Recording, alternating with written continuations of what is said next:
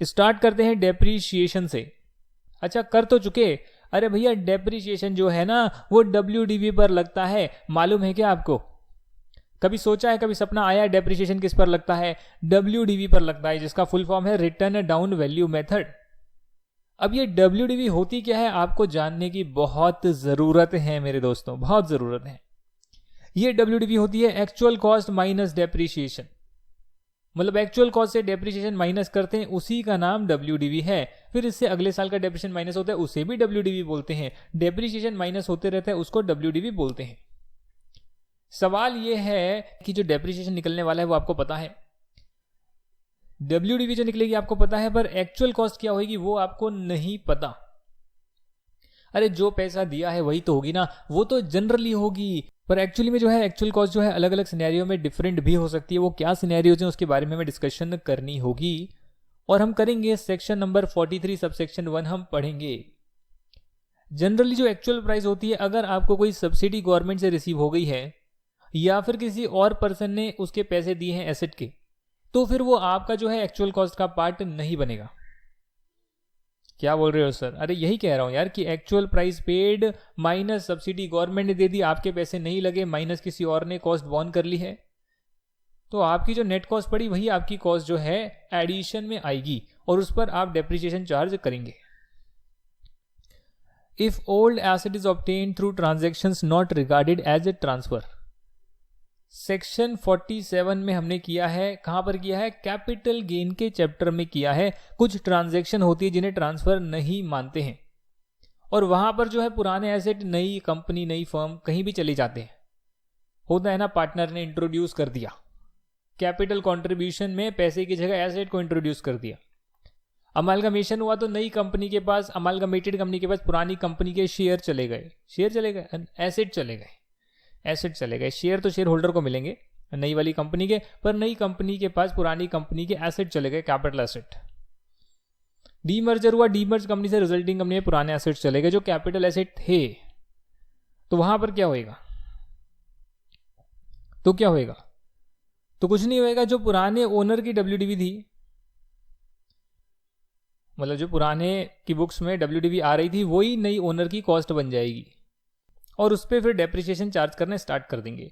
ये एक जनरल बात आपको लिखवा दी है। अब जो अलग अलग केसेस हैं उसका हम डिस्कशन करेंगे, जिसके बाद आपका डेप्रिसिएशन का पूरा कॉन्सेप्ट कंप्लीट होगा।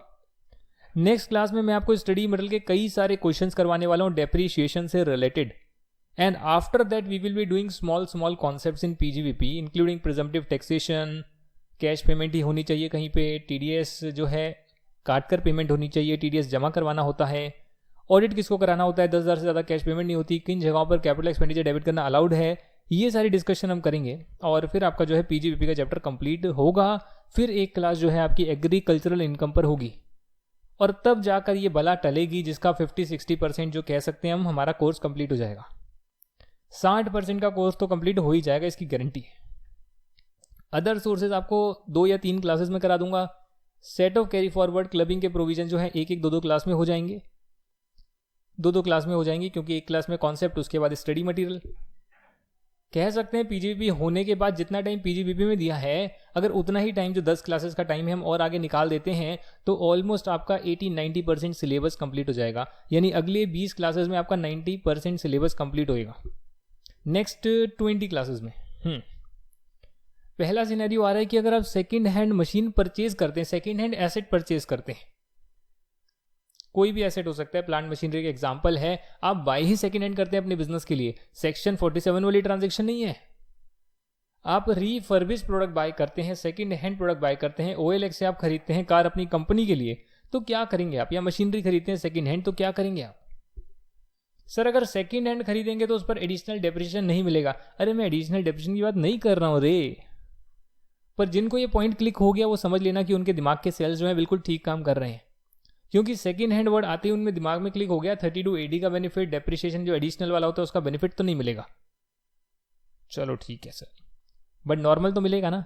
हाँ जी, नॉर्मल मिलेगा। तो अगर सेकेंड हैंड मशीनरी लेकर आ रहा है मिस्टर ए 1 लाख रुपए की, जिसकी WDV 40,000 आ रही है, और ये मिस्टर बी को 1 लाख में बेच देता है, तो मिस्टर बी जो है क्या डेप्रिसिएशन 1 लाख पर ले सकते हैं क्या दोबारा से? यानी ओरिजिनल 1 लाख का एसेट मिस्टर ए ने यूज करा, उसकी बुक्स में WDV आ गई 40,000, उसने मिस्टर बी को भेज दिया, उसने मिस्टर बी को 1 लाख में बेच दिया। तो मिस्टर बी जो है अपनी बुक्स में 1 लाख का रिकॉर्ड करें या 40,000 का रिकॉर्ड करें, ये सवाल है। ऐसे तो first person will first use an asset and claim depreciation then transfer to his friend at a higher amount who can then claim the depreciation again on the whole asset. यार देखा जाए तो देखो, मेरा ये मानना है कि अगर ऐसे हम बाय करेंगे तो यार जितने में हमें पड़ा वो हमारी कॉस्ट होनी चाहिए ना, तो वही कॉस्ट बनेगी। बट कई बार होता है अगर हम इसको अलाउ कर देते हैं, आंख बंद करके अलाउ कर देते हैं, भैया जिसको करना है कर लो, तो उस केस में जो है आप अपने दोस्त को बोलोगे तूने जो एसेट खरीदा उसका डेप्रिसिएशन तूने पूरा ले लिया, थोड़ा बहुत बचा है मुझे 1 लाख 2 लाख में बेच दे, ताकि जो मैं हूं अपनी बुक्स में जो है डेप्रिसिएशन क्लेम कर पाऊं। अब ये तरीका जो अपनाया है, इससे बचने के लिए असेसिंग ऑफिसर चाहे अगर उसे लगे कि ट्रांजैक्शन जो है टैक्स को अवॉइड, टैक्स को रिड्यूस करने के लिए की गई है, तो फिर वो जो है अड़ंगी डाल सकता है, अदरवाइज कोई दिक्कत नहीं है। अदरवाइज मिस्टर बी 1 लाख पर रिकॉर्ड कर सकता है अगर जेन्युइन केस है, बोनाफाइड केस है। Point number 2, mister A had a machine of 1 lakh rupees, use the same for business and now WDV is 50,000। उसने मिस्टर बी को बेचा 60,000 रुपीज में, मिस्टर बी ने उसको 2 साल यूज करा और WDV आ गई 40,000, और जो है वापस मिस्टर ए ने अपने पास ले लिया 60,000 का। क्या कॉम्प्लेक्स ट्रांजैक्शन है, इसको शॉर्ट में बोलते हैं री एक्विजिशन ऑफ एसेट। एसेट को एक्वायर करा, बेचा, री एक्वायर करा, यही कॉन्सेप्ट हो गया।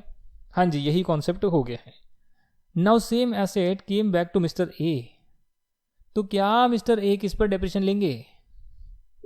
सोचिए किस पर डेप्रिसिएशन लेंगे, 50,000 पर लेंगे, 60,000 पर लेंगे, किस पर लेंगे? जो WDV उनकी बुक्स में आ रही थी जब उन्होंने ट्रांसफर किया, मतलब कि उन्होंने 1 लाख का खरीदा, यूज करा, डेप्रिसिएशन चार्ज करा, 50,000 का उनके बुक्स में आ गया, फिर उन्होंने किसी को बेच दिया। तो बेच दिया तो सामने वाले ने जितने में खरीदा है उतने पे वो डेप्रिसिएशन चार्ज करना स्टार्ट करेगा। वही एसेट को, सेम एसेट को वापस लेते हैं मिस्टर ए, तो जो उसकी प्राइस पे करी गई है या फिर जो उनकी बुक्स में ऑलरेडी WDV पर आ रहा था asset at the time of original transfer, जो लोअर होगा उस पर जो है मिस्टर ए अपनी बुक्स में दोबारा से उस एसेट को रिकॉर्ड करेंगे। यानी इस एग्जाम्पल में जो है 60,000 रुपीज में उन्होंने वापस खरीदा, तब भी वो जो है 50,000 में ही अपनी बुक्स में जो है उस एसेट को दोबारा रिकॉर्ड करेंगे, क्योंकि सेम एसेट उनके पास वापस आ गया। और अगर मान लेते हैं उन्होंने 40,000 में खरीदा होता, तो फिर वो 40,000 में अपनी बुक्स में रिकॉर्ड करते, क्योंकि वही एसेट को बेचकर दोबारा खरीदा है। यहां तक की बात क्लियर हो गई है, तो हम करते हैं पॉइंट नंबर 3। बट उससे पहले मैं आपको बताता हूं कि हमने टैबलेट लॉन्च कर दिया है। हाँ जी, बहुत टाइम से दिमाग में था कि यार क्या करें, लैपटॉप में क्लासेस देंगे तो उसमें जो है लीक हो जाती है लेक्चर्स, बहुत सारे टीचर्स के हो जाते हैं। अगर उसमें देंगे सॉफ्टवेयर के थ्रू देंगे तो गूगल ड्राइव, पेन ड्राइव की कॉस्ट लगती है, वो तो चल ही रहा है। खैर, अगर चेक के साथ देंगे तो एंड्रॉयड में चलेगा, और एंड्रॉयड जो है वो मोबाइल में चलता है। तो मोबाइल में जो है जनरली जो 5.5 इंच की स्क्रीन होती है, मैक्सिमम इतनी आती है, छोटी स्क्रीन होती है, उस पर कईयों से पढ़ा नहीं जाता, कई मना करते हैं भाई इसमें नहीं होगी पढ़ाई, और कईयों का काम चल जाता है, मेजॉरिटी का चल जाता है। तो उसका एक अल्टरनेटिव मैंने सोचा, यार स्टूडेंट्स के पास एक टैबलेट तो होना ही चाहिए, ताकि वो अपनी स्टूडेंट लाइफ में करीब 2-3 साल 4 साल जो भी स्पेंड करते हैं उतना वो टैबलेट चल जाए 2-3-4 साल। तो पढ़ाई का पढ़ाई होएगा, वीडियोस अगर देखने हैं वो देख सकते हैं, यूट्यूब अटेंड करना है कर सकते हैं, कोई ऐप में अगर कुछ देखने हैं वीडियोस वो देख सकते हैं। स्क्रीन जो है बड़ी स्क्रीन होगी। तो ग्रुप 1 का जो बैच अभी लॉन्च किया हुआ है, जिसमें ग्रुप 1 है प्लस ऑडिट है, टोटल जो है 14,000 का है बैच, 5 सब्जेक्ट हैं, और इसके साथ 7,000 रुपये का जो है टैबलेट फ्री है, जो फ्लिपकार्ट पर आ रहा है, लिंक लगा दिया। ऐसा नहीं है कि हमें 2,000 का पड़ा हम 7,000 दिखा रहे हैं, ऐसा नहीं है। फ्लिपकार्ट का लिंक लगा दिए, 7,000 रुपये का है, कोई बाय करेगा तो हम भी फ्लिपकार्ट से ही ऑर्डर प्लेस करेंगे और उसके घर पे पहुंच जाएगा। क्यों किया सर आपने ये? इसलिए करा था कि स्टूडेंट जो हैं उन्हें बेनिफिट मिल जाए, एक टैबलेट किसी ना किसी बहाने उनके तक पहुंच जाए। अब वो चाहे यहाँ पर सारे वीडियोस देखें, मैं 5 सब्जेक्ट दे रहा हूँ, चाहे उसमें से 3 ही सब्जेक्ट देखें, बाकी किसी और फैकल्टी के लिए मुझे फ़र्क नहीं पड़ता सर। मैंने एक काम करना था, सीए इंडस्ट्री में कर दिया, अभी तक किसने किया नहीं। अब है पॉइंट नंबर 3। मिस्टर ए है, उनकी बुक्स में WDV आ रही है, 30,000 रुपीज़ का कोई एसेट आ रहा होगा। आ सकता है नहीं आ सकता, पहले सोचो। आ सकता है। तो उन्होंने जो है मिस्टर बी को बेच दिया 70,000 रुपीज़ में। उन्होंने मिस्टर बी को बेच दिया 70,000 रुपीज़ में। तो ये तो मिस्टर बी के लिए कॉस्ट हो गई। बताइए बताइए, ये मिस्टर बी के लिए कॉस्ट हो गई। बट मिस्टर बी ने क्या किया, चालाकी करी है ए ने कि भैया मैं तो आपको 30,000 वाली चीज़ 70,000 में बेच रहा हूँ, और आप जो है 70,000 में जो है क्लेम करते रहना डेप्रिसिएशन। आप जो है 70,000 पे डेप्रिसिएशन क्लेम करते रहना, बदले में मुझे एसेट आप लीज पर दे दो। लीज आप समझते हैं, किराए पर दे दो, रेंट पर दे दो, और मैं आपको रेंटल पे करते रहूंगा। यानी अगर ऐसी सिचुएशन है कि ओरिजिनल ओनर ने एसेट को बेचा और सामने वाली पार्टी ने ओरिजिनल ओनर को ही लीज पर दे दिया, रेंट पर दे दिया, तो उस केस में जो चालाकी करने की कोशिश करी गई है, तो डेफिनेटली इसमें जो ओनर है मिस्टर ए तो नहीं होंगे, क्योंकि ओनरशिप बी के पास चली गई है। पर बी भी इस केस में जो है ना, वो 70,000 पर डेप्रिसिएशन नहीं ले पाएगा, वो 30,000 पर ही ले पाएगा WDV at the time of transfer. आपको याद करना है तो आपको केसेस याद करने पड़ेंगे कि क्या चालाकी करने की कोशिश करी। ओनर ने बेचा और सामने वाली ने लीज पर वापस दे दिया, तो उस केस में सामने वाला WDV पर ही रिकॉर्ड करेगा। ठीक है ना सर। अब आगे बढ़ते हैं और केसेस करते हैं। बिल्डिंग, आपकी पर्सनल बिल्डिंग, काफ़ी अमीर होगा यार, इसके पास बिल्डिंग है, और अपने ट्रांसफ़र करते हैं बिजनेस को। बिल्डिंग होती है ना आपकी, अब आपकी जो पर्सनल बिल्डिंग है उस पर क्या आप डेप्रिसिएशन लेते हैं? The answer is no. आपका जो घर है उस पर आप डेप्रिसिएशन लगाते हैं क्या? नहीं लगाते। बिजनेस का एसेट होगा, रेजिडेंशियल कमर्शियल जो भी होगा, उस पर डेप्रिसिएशन लगाएंगे। पर अगर आप अपनी पर्सनल बिल्डिंग खरीदते हैं लेट्स से 2001 ईयर में, और 10 साल बाद जो है अपने बिजनेस को ट्रांसफर करते हैं, तो जो 2001 में आपने खरीदा था 10 लाख रुपए का एक बिल्डिंग, एक एसेट कोई खरीदा था, 4 दीवारी का कुछ खरीदा था आपने, उसको अपने बिजनेस को अगर आप ट्रांसफर कर रहे हो तो कितने पे रिकॉर्ड होगा? Actual cost for claiming the depreciation क्या होगी? जो आपको एक्चुअल प्राइस पड़ा उसमें से आप माइनस कर लो कि यदि ये आपके पास बिल्डिंग जो है, यदि ये बिल्डिंग आपके पास इस ईयर से ही आपके बिजनेस में यूज होती तो हर साल कितना कितना डेप्रिसिएशन लगता। वो माइनस कर कर जो बैलेंस आ रहा है, वो माइनस कर कर जो वैल्यू आ रही है, उसे आप जो है अपनी कॉस्ट बनाएंगे। Depreciation for each year when the asset was used for personal purpose. ठीक है ना। ये आपकी बिल्डिंग है, ये देखो बिल्डिंग, ये ऐसे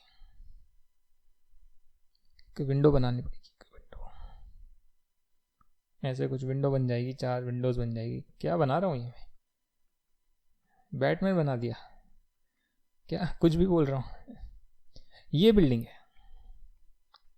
अब ये बिल्डिंग आपने खरीदी थी 2001 में 10 लाख रुपए की। आज जो है 2020 में आप अपने बिजनेस में कन्वर्ट करते हैं, इसमें आप बिजनेस करना चाहते हैं, बिजनेस का एसेट इसको बनाना चाहते हैं, तो 10 लाख माइनस डेप्रिसिएशन जो भी होगा, कमर्शियल बिल्डिंग है तो 10% रेट पर आप हर साल का 10% माइनस करेंगे, 9 लाख आएगा। फिर 10% माइनस करेंगे, 90,000 होता है ना, 90,000 माइनस करेंगे तो 8.1 लाख आएगा। फिर इसका जो है 10% माइनस करेंगे, ऐसे 1 साल 2 साल 3 साल करके 2002 3 4 5 6 7 8 9 10 और 9 साल और, तो 19 साल जो है, 19 साल का डेप्रिसिएशन लगाओगे तब जो है ओपनिंग WDV आएगी। और 2020 अगर मैं कह रहा हूँ कि ये मे बी अगर लेट्स से कि अगर ये 5 मई 2020 है तो फिर 20 साल का डेप्रिसिएशन लगेगा, और 20 ईयर के डेप्रिसिएशन के बाद जो है ओपनिंग WDV आएगा, जिसके बाद जो है आप उस पर डेप्रिसिएशन चार्ज करने स्टार्ट करेंगे। यहाँ तक की बात क्लियर हो गई, तो आगे हम देखते हैं और इंटरेस्टिंग बात आ रही है। और इसके बाद जो है कई सारे पॉइंट्स हैं। अभी बड़ा है आज की क्लास, इतना छोटा नहीं है, बड़ी क्लास है, पर मुझे विश्वास है कि आपको चीज़ें समझ में आ रही है। और चीज़ें अगर आपको अभी क्लियर हो रही है तो एक रिक्वेस्ट करता हूँ कि क्लास में आने से पहले नोट्स लिख कर आओ, और क्लास से जाने के बाद नोट्स को एक बार पढ़ लो। चाहे हो सकता है आपने क्लास देख ली, मन नहीं कर रहा, 1 घंटा 2 घंटा 3 घंटा, नेक्स्ट क्लास आने से पहले कम से कम देख लो, मतलब 1-2 घंटे बाद 3 घंटे बाद नोट्स को पढ़ लो, या फिर नेक्स्ट क्लास में आने से पहले नोट्स को पढ़ लो। उसके बाद जो है आप क्लास को स्टार्ट करें। हो सके तो जो पिछला सारा पढ़ा है PGVP वो सारा रिवाइज कर आओ रोज, स्टार्टिंग टू एंड। अगले दिन फिर स्टार्टिंग टू एंड रिवाइज करते जाओ। PGVP हो जाएगा, दोबारा से basic concept, residential status, house property revise कर लो। एक दिन बैठो, कैपिटल गेन पूरा रिवाइज कर लो स्टार्टिंग टू एंड। मतलब दिमाग में वर्ड छप जाएं, आपके जो प्रोविजन से छप जाएं, उतना याद आपको करना पड़ेगा। दिमाग में वर्ड जब तक नहीं छपते ना तब तक मेहनत करते रहो। याद हो जाएगा आपको, एक एक चीज़ें याद हो जाएगी, समझ में आ जाएगी कि हाँ ऐसा करने की कोशिश करिए, उसमें ये होगा। कहीं लिखने को नहीं आएगा कि बताओ पॉइंट्स बताओ जहाँ पर एक्चुअल कॉस्ट को हम क्या लेते हैं क्या नहीं लेते, बट सिचुएशन आएगी उसमें आपको सोचना पड़ेगा हाँ यार अगर पर्सनल बिल्डिंग को मैंने बिजनेस में बनाया तो जितने पुराने साल का डेप्रिसिएशन है माइनस करने के बाद बनाना पड़ेगा, उतनी कॉस्ट पर लाना पड़ेगा। पॉइंट नंबर 8 आ रहा है। वैसे कितने पॉइंट है? 9 के बाद 6 हो गया, 4 है ना, 4 के बाद 5 कहाँ है? अच्छा यार ये मेरे से गलती हो गई, मैंने ये वाला बाद में लगा दिया। एक्चुअली ये वाला पेज जो है ये पहले लगेगा, वो बाद में लगेगा। देखो पॉइंट नंबर 5 यहाँ आ रहा है।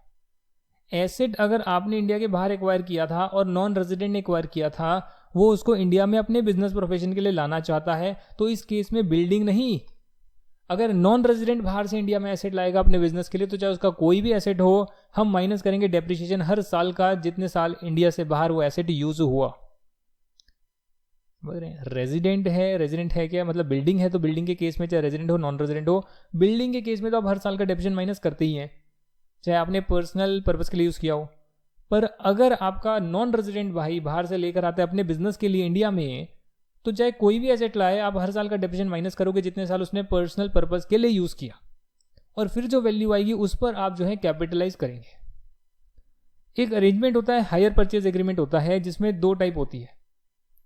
Asset can not be recovered from lessee और asset can be recovered from lessee. Lessor जो होता है वो एसेट को देता है, लेसी जो होता है उसके पास एसेट आता है, बदले में वो किराया करता है, किराया भेजता है, पैसा देता है। तो अगर एसेट को आप रिकवर कर ही नहीं सकते तो एक तरह से आप क्या कर रहे हैं, सामने वाली पार्टी को आपने एसेट दे दिया, बदले में उससे पैसे लेने हैं। अगर पैसे नहीं देगा तो डेफिनेटली आप जो है कोर्ट जाएंगे। तो अगर जो है आपने हायर परचेज एग्रीमेंट ऐसा किया जिसमें कि आप वापस नहीं ले सकते एसेट, आपसे कोई वापस नहीं ले सकता एसेट, तो फिर आप जो है अपनी बुक्स में कैपिटलाइज करेंगे, उस पर डेप्रिसिएशन चार्ज करना स्टार्ट कर देंगे हायर परचेज प्राइस पे, यानी कि जो प्राइस इंटरेस्ट के साथ आपको पड़ी है उस पर जो है आप डेप्रिसिएशन चार्ज करना लग जाएंगे। जो आपको हायर परचेज प्राइस है उससे आप कैपिटलाइज करेंगे और उस अमाउंट पर जो है डेप्रिसिएशन चार्ज करना स्टार्ट कर देंगे। हायर परचेज प्राइस क्या होती है? ये वो प्राइस होती है कि मान लो कि आज आप खरीदने गए एसेट, आज आप खरीदने गए, लेट्स से 1 जनवरी 20 है, आज आप खरीदने गए एसेट, वो कहते हैं 10,000 का है, आप कहते हैं अभी पैसा नहीं है, वो कहता है धीरे धीरे मेरे को दे देना, पर तब आपको टोटल जो है 12,000 का पड़ेगा। तो 12,000 जो है हायर परचेज प्राइस हो गई, जिसमें इंटरेस्ट इंक्लूडेड है, तो उससे आप कैपिटलाइज कर सकते हैं और उस पर जो है डेप्रिसिएशन आप ले सकते हैं अगर एसेट वापस आपसे नहीं लिया जा सकता। टाइप 2 है asset can be recovered from the lessee if instalment is not received, then claim depreciation on the cash price. यानी कि जो प्राइस यहाँ पे 10,000 रुपीज की आ रही है कैश प्राइस की, अभी हाथों हाथ अगर मुझे खरीदना है तो कितने का पड़ेगा, वो कैश प्राइस पर आप डेप्रिसिएशन ले सकते हैं। ले तो फिर भी सकते हैं, क्योंकि ultimately hire purchase agreement is an agreement जहां पर जो आप लास्ट इंस्टॉलमेंट देते हैं उसके बाद आप ओनर बन जाते हैं।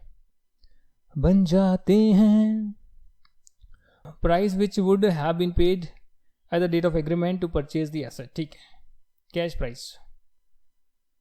डेप्रिसिएशन पॉइंट नंबर 7 कहता है depreciation in case of succession of sole proprietary concern by a company और a business reorganisation, amalgamation, demerger, यानी इनका सक्सेशन हो रहा है, सोल प्रोप्राइटरी कंसर्न हो या फर्म हो, कंपनी में कन्वर्ट हो रही है, इन दोनों का कोई बिजनेस रीऑर्गेनाइजेशन हो रहा है, मर्ज हो रही है, मिल रही है किसी के साथ, अमेलगमेट हो रही है, डीमर्ज हो रही है, तो उसमें क्या होगा, कन्वर्जन वाला जो दिन है वहां तक का आपको डेप्रिसिएशन निकालना पड़ेगा, वहां तक का आपको डेप्रिसिएशन निकालना पड़ेगा, ठीक है ना सर। और वो डेप्रिसिएशन जो है पुरानी एंटिटी को मिलेगा, और जो पॉइंट कन्वर्जन का पॉइंट था उसके बाद का डेप्रिसिएशन जो है नई एंटिटी को मिलेगा। जितना जिसने यूज करा उसको उतना डेप्रिसिएशन मिलेगा।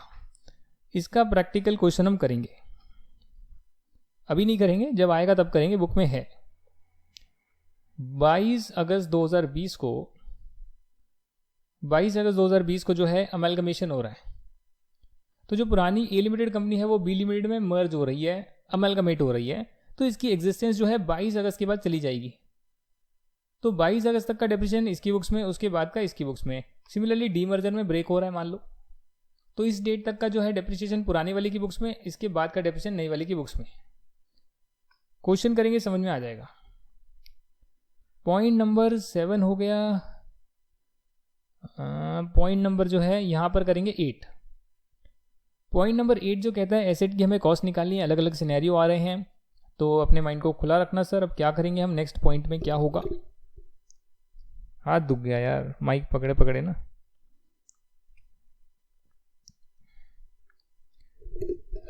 Interest paid on loan taken to purchase the asset. कई बार आप जो है एसेट को खरीदने के लिए लोन लेते हैं, कई बार नहीं सर हमारे पास बहुत पैसा है हम लोन पर नहीं लेते। अरे कोई लोग तो लेते होंगे ना लोन पे। तो जो लोग लोन पर लेते हैं उन्हें इंटरेस्ट देना पड़ता है। पुट टू यूज से पहले का जो इंटरेस्ट है वो एसेट की कॉस्ट का पार्ट बनेगा। एसेट की कॉस्ट में कैपिटलाइज करोगे, यानी आपने 10 लाख का एसेट लिया, यूज करने से पहले उस पर 1 लाख का इंटरेस्ट पे हो चुका है, लोन पर लिया था, उस लोन जो एसेट के लिए लिया उसका इंटरेस्ट 1 लाख पे हो चुका है, एसेट को पुट टू यूज नहीं किया तो अभी वो एसेट की कॉस्ट में ऐड हो जाएगा और 11 लाख की जो है कॉस्ट बनेगी, पीएनएल में एक्सपेंस के रूप में नहीं जाएगा। एक बार आपने पुट टू यूज कर लिया तो उसके बाद का जो भी इंटरेस्ट है वो आपका जो है पीएनएल में डायरेक्टली डेबिट हो जाएगा। बात खत्म सर। इतना ही है सर? हाँ इतना ही है, उससे ज़्यादा कुछ नहीं है। सारे पॉइंट हो गए? जी हाँ सारे पॉइंट हो गए, बस आपको लास्ट में मेथड बताएं और सारे पॉइंट हम डिस्कस कर चुके हैं। Asset transferred from one stock exchange to another stock exchange under a scheme of corporatisation. ये कॉर्पोरेटाइजेशन क्या होता है? कॉर्पोरेटाइजेशन का मतलब बहुत सिंपल है, जो हमारे स्टॉक एक्सचेंजेस होते हैं उन्हें कॉर्पोरेट एंटिटी की फॉर्म देना, उसे कॉर्पोरेटाइजेशन बोलते हैं। अर्लियर जो थे हमारे स्टॉक एक्सचेंज जो थे वो association of person, body of individual की फॉर्म में बने थे। धीरे धीरे जो है इनको कंपनी की शेप दे दी गई, तो उस केस में क्या होगा, जो डब्ल्यूडीवी पहले था वही डब्ल्यूडीवी जो है पुराने को नए में कन्वर्ट कर रहे हैं तो वही डब्ल्यूडीवी नए में माना जाएगा। बाकी क्वेश्चन आएगा तो देखेंगे, सीए फाइनल में भी इसका क्वेश्चन नहीं आता है। हाँ ये आ सकता है, ये जो सबसे ट्रिकी पॉइंट था वो यही था कि जो स्टार्टिंग के जो 5-7 पॉइंट थे स्टार्टिंग के, और जो बिल्डिंग वाला था, नॉन रेजिडेंट वाला था, वो थोड़े से इंपॉर्टेंट थे। इंटरेस्ट वाला पॉइंट है, इंटरेस्ट को कैपिटलाइज करना है पुट टू यूज से पहले, उसके बाद नहीं करना, ये पॉइंट पेपर में आते हैं। अब जो है मेथड जो है डब्ल्यूडीवी निकालने का वो यहाँ दे रखा है, सेक्शन 43 सब सेक्शन 6 में दे रखा है कि रिटर्न डाउन वैल्यू कैसे निकालते हैं, जो आपको ऑलरेडी पता है। ओपनिंग से स्टार्ट करते हैं, जो एसेट आपने एक्वायर करा है उसकी कॉस्ट आप ऐड करेंगे, प्रीवियस ईयर में एक्वायर होना चाहिए, प्रीवियस ईयर में पुट टू यूज होना चाहिए। हाँ जी, एसेट अगर आपने बेच दिया, ट्रांसफर कर दिया, तो उसकी जो सेल वैल्यू जो अमाउंट रिसीव हुई है उसे आप माइनस करेंगे, उस पर कोई गेन वेन कैलकुलेट नहीं करेंगे, कितने का खरीदा कितने का निकला, भाई जितना पैसा आया उतना माइनस कर दो, उतना कम डेप्रिसिएशन अब मिलेगा। जो एंड में डब्ल्यूडी बच गई उस पर डेप्रिसिएशन आप कैलकुलेट करोगे, और जो भी रेट है 1 अप्रैल को जो रेट एग्जिस्ट करती है उस पर डेप्रिसिएशन कैलकुलेट कर लोगे, जैसे मैंने सिखाया है। अच्छा एक बात बताइए, मुझे एक क्वेश्चन का जवाब दीजिए। मान लेते हैं कि आपने जो है 20 लाख का आपके पास ओपनिंग डब्ल्यूडीवी आ रहा था, आपने जो है 5 लाख की एडिशन करी और आपने जो है 7 लाख का एसेट को बेच दिया। तो जब यहां पर टोटल करके लिखेंगे क्लोजिंग डब्ल्यूडीवी बिफोर डेप्रिसिएशन तो करीब 18 लाख आएगा। तो क्या इस 18 लाख पर आप पूरा डेप्रिसिएशन लगा देंगे क्या? भाई 18 लाख के 2 हिस्से कर लेना। जो 5 लाख इस साल खरीदा है डेफिनेटली एजम्पशन है कि उसको तो नहीं बेचा होगा जब तक क्वेश्चन में नहीं गिवन है, तो दैट मीन्स कि जो ओपनिंग आ रहा है उसी में से है एसेट को बेचा होगा। तो ओपनिंग का जो हिस्सा बच गया है वो 14 लाख बच गया है, और एडिशन को आप देखेंगे 180 डेज पुट टू यूज हुए या नहीं हुए पहले साल, ये देखने के लिए कि पूरा डिविजन मिलेगा या आधा मिलेगा। ये एक आपको कॉन्सेप्ट मैंने कराने की कोशिश करी, दोबारा से देख लो। एक्सप्लेनेशन दे रखी है इस पर्टिकुलर सेक्शन में, जो एक्स्ट्रा बातें बताई जाती है एक दे रखी है, where a person is exempt from tax and no PGP income is calculated. अगर किसी इंसान को, किसी पर्सन को, पर्सन में कोई भी आ सकता है, उसे टैक्स नहीं पे करना है। एग्जेम्पशन के बहुत सारे सेक्शन होते हैं, अगर कंडीशन सेटिस्फाई करी तो आपको टैक्स नहीं देना होगा, आपके कोर्स में होगा तो हम डिस्कस करेंगे। और उसकी कोई पीजीपी इनकम कैलकुलेट नहीं हो रही थी, बाद में एग्जेम्पशन को अगर विड्रॉ कर लिया जाता है तो किस अमाउंट पर डेप्रिसिएशन अब क्लेम होगा? जब तक एग्जेम्पशन थी तब तक आपने एसेट में आप बिजनेस कर रहे थे, सब कुछ कर रहे थे, आपको टैक्स नहीं देना पड़ रहा था। पर यदि वो एग्जेम्पशन को वापस ले लिया गया है तो जो एक्चुअल कॉस्ट थी उससे आप माइनस करेंगे डेप्रिसिएशन जो अलाउ होता।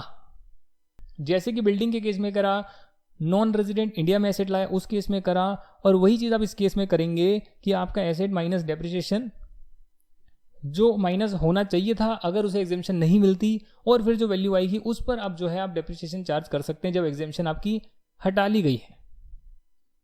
ठीक है ना सर? आपको एग्जेम्पशन दी हुई थी, आपने 10 लाख का एसेट खरीदा 2009 में, आप यूज़ कर रहे थे, आपका कोई पीजीपी इनकम टैक्सेबल नहीं होती थी, 2019 में एग्जेम्पशन को हटा लिया, तो आप देखेंगे भैया ये जो 9-10 साल निकल गए हैं, इस 10 साल में अगर मैं डेप्रिसिएशन चार्ज करता, उसके बाद जो WDV आती उस पर अब आप डेप्रिसिएशन चार्ज करना स्टार्ट करेंगे। ये कॉन्सेप्ट है। यहां पर है कुछ छोटी बातें और आ रही है, उसे भी हम डिस्कस करते हैं 5 मिनट के ब्रेक के बाद।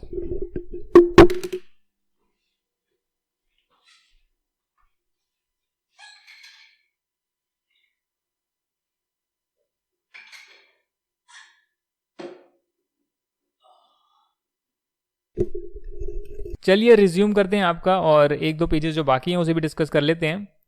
पॉइंट नंबर 7 बोलता है building plant and machinery furniture not exclusively used for business purpose. तो अगर आप इन्हें बिजनेस पर्पस के लिए सिर्फ यूज करते हैं तब तो दिक्कत नहीं है, पर्सनल पर्पस के लिए यूज करते हैं कोई दिक्कत नहीं है, उसे आप पर्सनल एसेट को यूज कर सकते हैं, हमें मतलब नहीं है।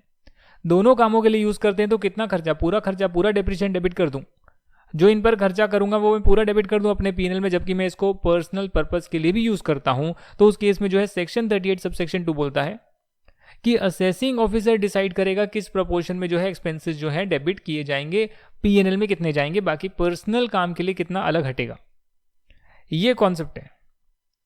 अब जो कैपिटल गेन के चैप्टर में हमारा रह गया था कि कैपिटल एसेट जो ये वाले होते हैं डेप्रिशिएबल कैपिटल एसेट, उन पर कैपिटल गेन कैसे कैलकुलेट होता है वो मैंने आपको नहीं करवाया था, आज मैं करवाऊंगा। और उससे पहले आपको जो है कैपिटल गेन के चैप्टर की रिवीजन भी करवा देते हैं कि आपका जो कैपिटल गेन है उसमें आप पहले पीरियड ऑफ होल्डिंग देख लेते हैं कैपिटल एसेट है और ट्रांसफर है। अगर ये सब होता है तो आप सेल कंसीडरेशन में, जिसमें डेफिनेटली कई बार ऐसा हो सकता है कि फेयर मार्केट वैल्यू हो गई या स्टैम्प ड्यूटी वैल्यू हो गई, उसे हम कंसीडर कर लेते हैं सेल कंसीडरेशन कभी कभी।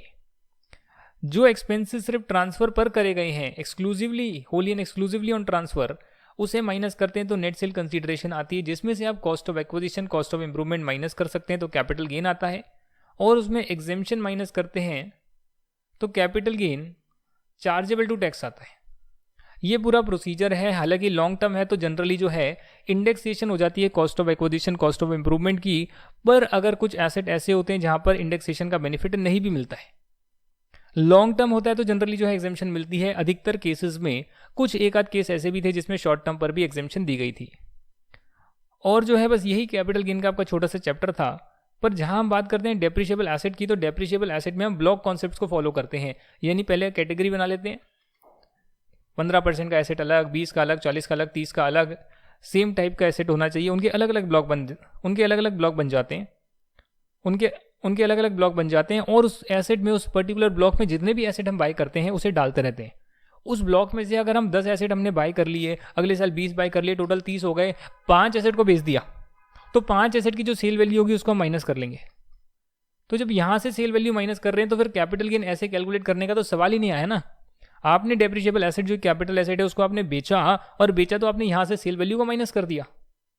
तो कैपिटल गेन इस केस में कैसे कैलकुलेट होगा? इस केस में जो है 2 सिनेरियोज में कैपिटल गेन या कैपिटल लॉस कैलकुलेट होगा। पहला सिनेरियो कि आपके जो ब्लॉक हैं उसके आपने सारे एसेट को ही बेच दिया, तो सारे ही बिक गए, तो उस केस में जो ब्लॉक है वो सीज टू एग्जिस्ट हो जाएगा, वो ब्लॉक एग्जिस्ट ही नहीं करेगा। 20 एसेट थे, 30 एसेट थे, आपने सारे एसेट को सेल कर दिया, ट्रांसफर कर दिया। उस केस में आप यहां से माइनस नहीं करेंगे। उस केस में आप देखेंगे अगर सेल वैल्यू ज्यादा है तो कैपिटल गेन, सेल वैल्यू कम है तो कैपिटल लॉस, और हमेशा शॉर्ट टर्म निकलेगा चाहे पीरियड ऑफ होल्डिंग कितना भी हो।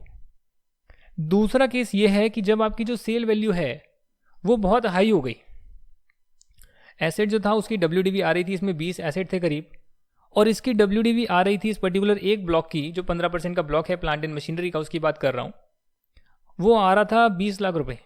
आपने जो है 5 एसेट को बेचा और आपने 21 लाख में 5 एसेट को बेच दिया। तो अगर आपने WDV से ज्यादा अमाउंट पर बेच दिया, चाहे कम एसेट को बेचा हो, उस केस में जो है यहां पर आप 21 लाख माइनस करेंगे, पर 1 लाख का भी आपका शॉर्ट टर्म कैपिटल गेन कहलाएगा। यानी ब्लॉक 0 हो गया, ब्लॉक का सारा डेप्रिसिएशन मिलना था वो खत्म हो गया, सेल वैल्यू एक्सीड कर गई, कैपिटल गेन कैलकुलेट करो, 1 लाख रुपए का आएगा। अल्टीमेट ऑब्जेक्टिव क्या था कि 20 लाख आप पीएनएल में डेबिट करोगे, 21 लाख की रिकवरी हो गई, तो भैया 1 लाख जो है शॉर्ट टर्म कैपिटल गेन में टैक्सेबल करो। दूसरा सिनेरियो ये कहता है कि मान लेते हैं भाई यहां तो कभी भी आपका जो है कैपिटल लॉस आएगा नहीं क्योंकि ज्यादा में बेचा है। दूसरा सिनेरियो कहता है कि मान लेते हैं 20 के 20 एसेट आपने बेच दिए, भले ही आपने 10 लाख में बेचे हो, भले ही 12 लाख में बेचे हो, जब सारे ही एसेट बिक गए तो इस ब्लॉक को एग्जिस्ट कर फायदा नहीं है। आप इसमें जो है शॉर्ट टर्म कैपिटल लॉस निकाल लो कि भैया जो 20 लाख का था वो आपने बेच दिया, कितने बेच दिया, 12 लाख में बेच दिया, 20 लाख का था और ये आपका आ गया करीब 8 लाख का शॉर्ट टर्म कैपिटल लॉस। ये यहाँ पर लिखा हुआ है कि सेल वैल्यू आपकी एक्सीड हो जाती है WDV से, ओपनिंग से प्लस एडिशन से जो क्लोजिंग WDV आ रही है। सेल आपने इतने की कर दी कि लास्ट में जो क्लोजिंग WDV आएगा सेल माइनस करने के बाद वो नेगेटिव हो जाएगा, तो उस केस में जो है आप कैपिटल गेन निकाल सकते हैं। दूसरा सिनेरियो है कि जब आपने ब्लॉक के सारे एसेट बेच दिए, उस ब्लॉक के सारे एसेट बेच दिए और ब्लॉक जो है एम्प्टी हो गया। ये कॉन्सेप्ट है। अब जो है मैं आपको लास्ट कॉन्सेप्ट आज की क्लास का करा रहा हूं ताकि हमारा डेप्रिसिएशन का सारी चीज़ें कंप्लीट हो जाए और नेक्स्ट क्लास में हम बुक के क्वेश्चंस कर पाएं, इसीलिए क्लास थोड़ी सी बड़ी हो गई है। अनएब्जॉर्ब डेप्रिसिएशन का मैं कॉन्सेप्ट आपको करवाने वाला हूं, यानी ऐसा डेप्रिसिएशन जो P&L में डेबिट करने की जगह नहीं बची है उसे अनएब्जॉर्ब डेप्रिसिएशन बोलते हैं। यानी P&L में डेबिट करोगे तो प्रॉफिट है नहीं उसे एब्जॉर्ब करने के लिए, तो उसे अनएब्जॉर्ब डेप्रिसिएशन बोलते हैं। Depreciation which cannot be adjusted with the available profits is called unabsorbed depreciation. Example, आपके पास बिजनेस में प्रॉफिट आ रहे हैं, डेप्रिसिएशन से पहले बाकी सभी एक्सपेंसेस को डेबिट करने के बाद, बाकी सभी एक्सपेंस आपने डेबिट करे, डेप्रिसिएशन को डेबिट नहीं करा, 1 लाख का आपका प्रॉफिट आ रहा है और डेप्रिसिएशन डेबिट करने से क्या है, डेप्रिसिएशन 2.5 लाख रुपए का है और वो डेबिट करते ही 1.5 लाख का लॉस बन रहा है।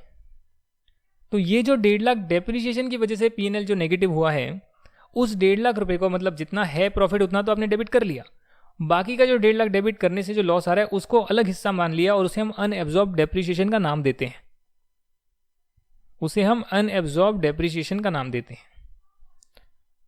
Concept clear sir? हाँ जी, कॉन्सेप्ट क्लियर